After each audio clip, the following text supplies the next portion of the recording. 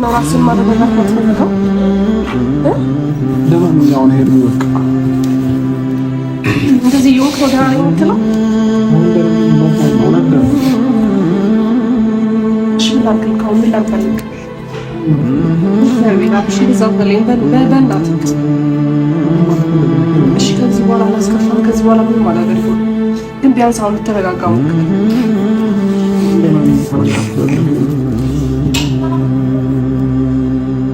እሺ ያዞረክ ነው ራስን ያምህ ነው እረፍት እኮ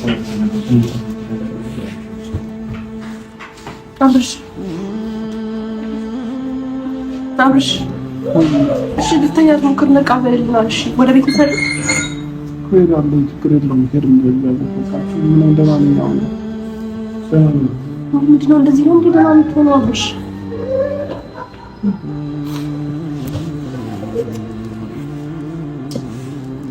እናንተ ናችሁ እኮ የምትጠራው። በቃ ተወስ ታዲያ እንደዛ ረጅም ሰዓት ራሱ ስለ እንዴት ነው እንትን የምንለው? በቃ እናንተ እያለቀሳችሁ እየለቀሳችሁ አቤት በቃ እናንተ ስለሚባል አንቺ እንዳታለቅሽ እንዴ አብርሽ ራስን ለማረጋጋት እኔ አንተ ተደሰታለህ ብዬ ነው አብርሽ። እኔ እንደዚህ ነው ነገር ያዘጋጀሁት። በጣም ይቅርታ ለአንተ ይሄን ነገር አይገባም ካለህበት አንፃር ወይ ደግሞ ከመገፋት ይሄን ነገር ስለማይገባ ነው። ገብቶሃል? የኔ ስራ ነው ይሄ ሁሉ ነገር ፕሮግራም አዘጋጅቼ ትደሰታለህ ብዬ ወይ ደግሞ አይምሮ ንጹህ ይሆናል ብዬ ነው። ትክክል ምን ማለት መጥፎ ነገር ነው ያደረኩት ማለት እኔ አንተ ደስተኛ ትሆናለህ ብዬ እንጂ ይሄን ነገር ይፈጠራል ብዬ አስቤ አይደለም። ታውቃለህ? እሺ ለምን አልሞተም ነው እንደዚህ ያው የሚያስለቅስ ነገር ነው። ሰው እኮ ሲሞት በቃ መጥፎ ነገር ነው ያደረኩት።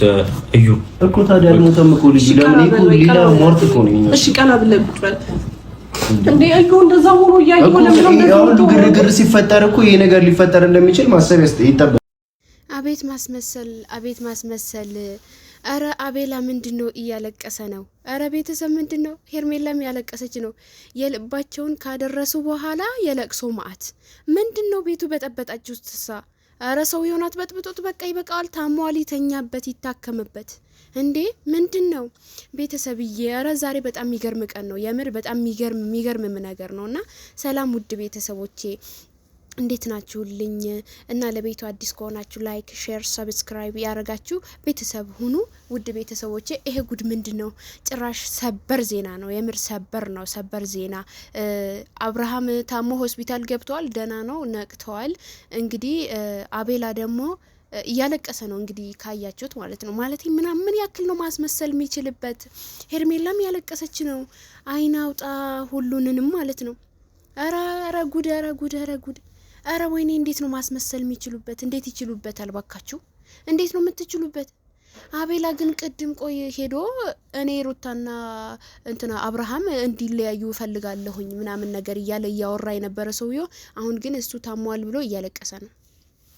አንቺ ሙጢ፣ አንቺ እኮ ነሽ ሁላ ነገር የምታመጪው ማለት ነው። ሄርሜላ አፈቅርሃለሁ በሚዲያ ወጥተሽ አፈቅርሃለሁ ብለሽዋል። ባንቺ አፈቅርሃለሁ ስላልሹ እንትን ራሱን የሳተ መስሎሽ ከሆነ ተሳስተሻል። የምር ተሳስተሻል በጣም ማለት ነው። ግን ባንቺ የመጣ ሳይሆን በጣም ጨንቆት ተጨናንቆ ነው ወደ ኋላ ሲያስብ ሚስት አለው ልጅ አለው እንዴት እንደዚህ አይነት ነገር ሊፈጠር ይችላል ብሎ ነው እንጂ ማለት ነው። ላንቺ ብሎ አይደለም። ተግባባን? ስለዚህ አንቺን ወዶሽ አይደለም፣ ላንቺ ብሎም አይደለም፣ ደስ ብሎት አይደለም ራሱን የሳተው ማለት ነው። ይሄንን ማወቅ አለብሽ። ለማንኛውም ደስ እንዳይልሽ ማለት ነው። የሰው ህይወት አትበጥብጪ አንቺ። ስለዚህ ትዳርሽን አንቺ ሌላ ልጅ አለሽ አይደል እንዴ? ስለዚህ ትዳርሽን ይዘሽ እዛ ቁጭ በይ። ከ10 ቦታ እየተንዘላዘልሽ መጥተሽ እሱ ጋር ህይወትን አትበጥብጭበት። ስለዚህ ቤተሰብዬ አብርሃምም ሆነ ሩታም አብሮ ይኖራሉ ካሁን በኋላ ማለት ነው። እና አብርሃምም ቢሆን አሁን ላይ ትንሽ የታዘብኩት ነገር በቃ የሆነ የሚያስጠላ ነገር ነው። እና አንዳንድ ቦታው ማለት ነው ንግግሮቹ ማለት ነው። እና ሄርሜላም ካሁን በኋላ እኔ ምንም ነገር አልልም፣ ብቻ አንተ ተነስ፣ ራስህን አታጨናንቅ ምናምን ነገር ያለችው ነው። መጀመሪያ እንዲያጨናንቅ ፈልገሽ ነው ሲጀመር አንቺ ይሄንን ነገር እየጀመርሽው ማለት ነው። ይሄንን ነገር እያደረግሽ ያለሽው ሲጀመር። ስለዚህ አንቺ ይሄንን ነገር እንደሚፈጠር ታውቂያለሽ። ሆን ብለሽ ጠንቅቃ ታውቃለች። ሆን ብላ ታውቃለች። ቤተሰብ አውቃ ነው ይሄንን ነገር ሆን ብላ ነው ያደረገችው ማለት ነው። አብርሃም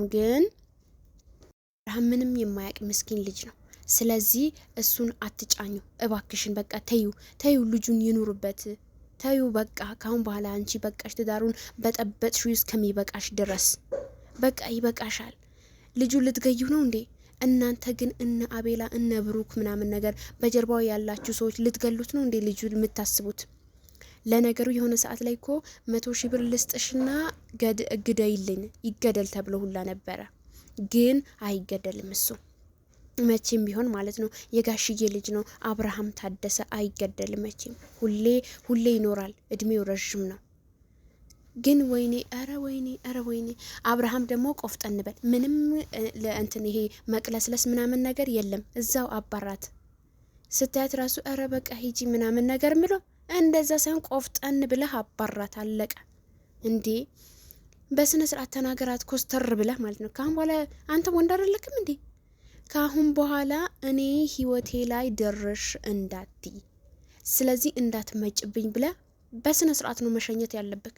ምን ማስፈራራት ሁላ ትችላለህ? ምንድነው ይሄን ያክል መቅለስለስ? ይሄን ያክል ማካበድ ምንድነው? ሩታ አንሳክ ነው ላንተ? አንተ ሩታ አነሰች? ሩታ እኮ ላንተ ትበዛብሃለች። በእርግጥ ይህንን ማወቅ አለብህ፣ ማመን አለብህ። ስለዚህ እንደዛ ስለሆነ ማለት ነው አንተ አቅምህን አውቀህ ቁጭ ብትል ይሻላል። ከዚህ ማልሆንክ ከዛ ማልሆንክ ማለት ነው። የያዙት ወርቅ በእጅ የያዙት ወርቅ እንደ መዳብ ይቆጠራል ይባላል አባቴ።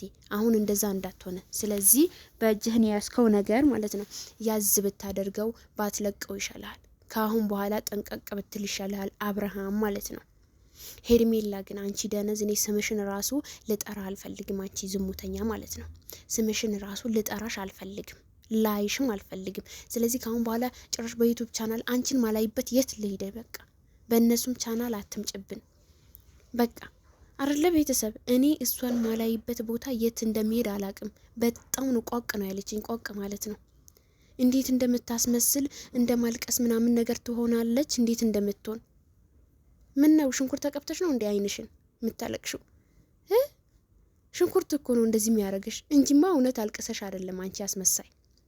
ለምን ማስመሰል ትችይበታለሽ? ሩታና አብርሃም ልትለያይ ስለምትፈልጊ ማለት ነው። ማስመሰል ስለምትቺ ያለቀስሽው ወይ ሽንኩርት ወይ የሆነ ነገር ተቀብተሽው ሊሆን ይችላል።